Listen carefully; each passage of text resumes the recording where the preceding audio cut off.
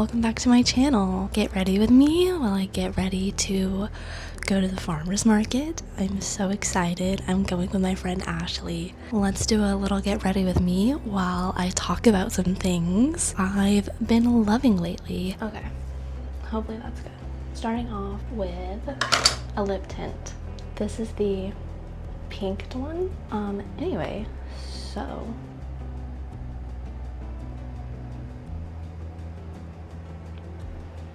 okay, oh, there we go.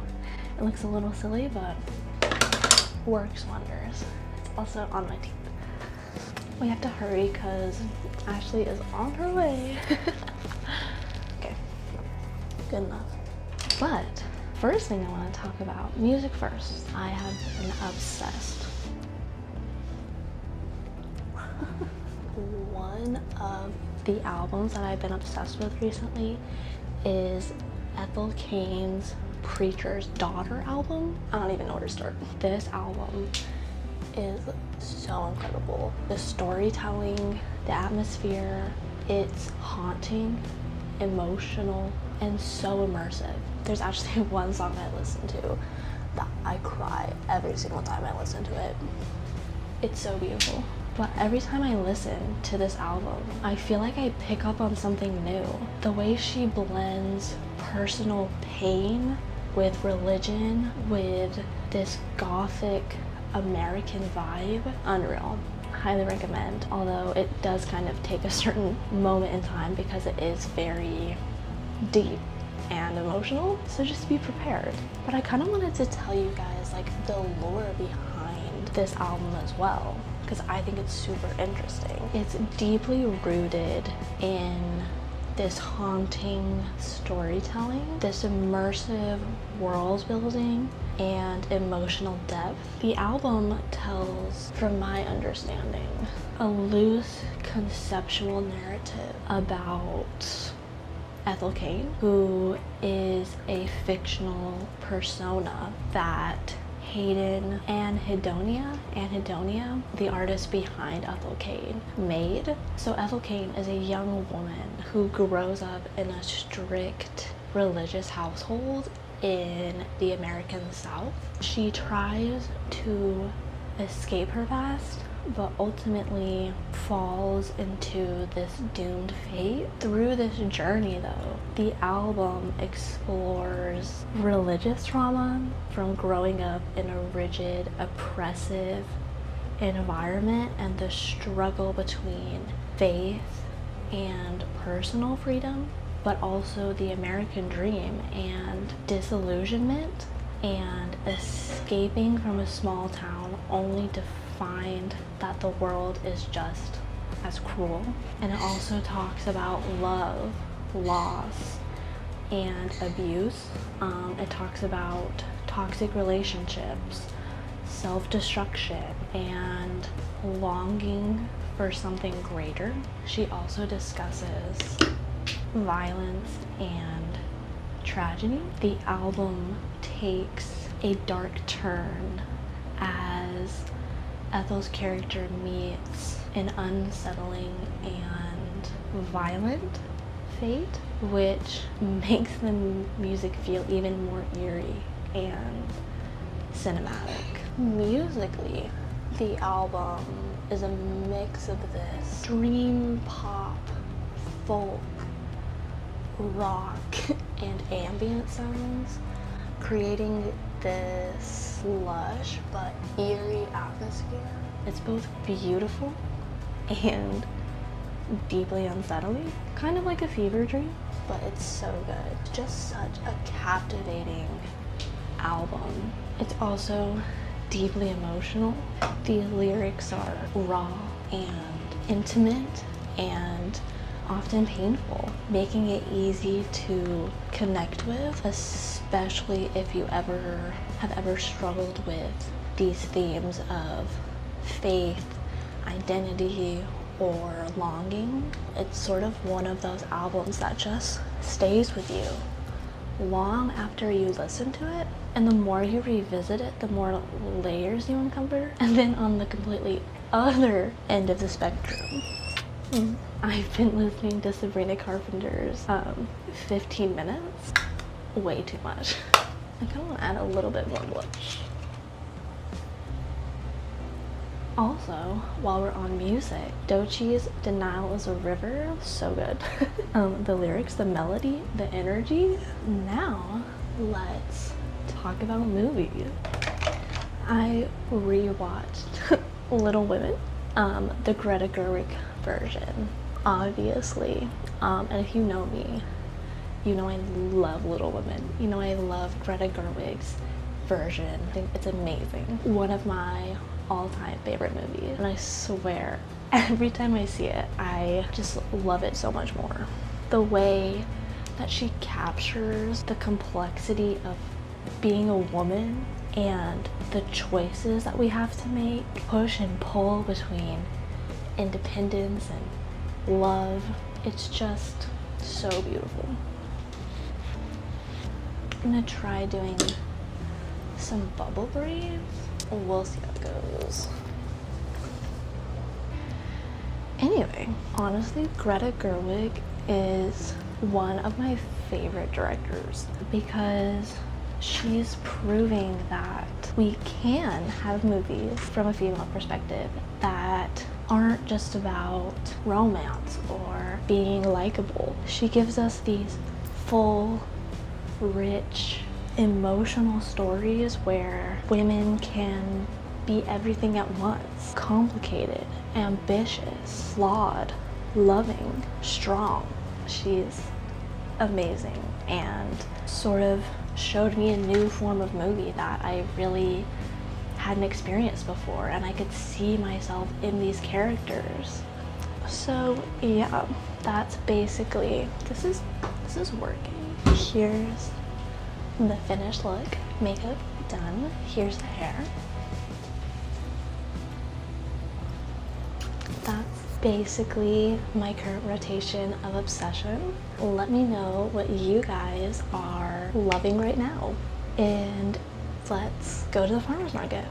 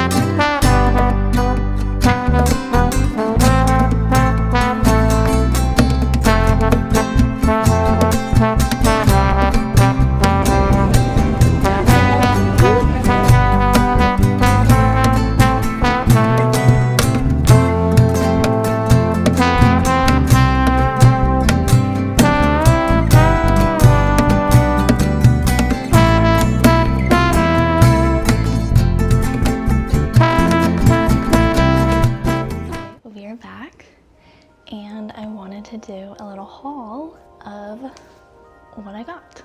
Okay,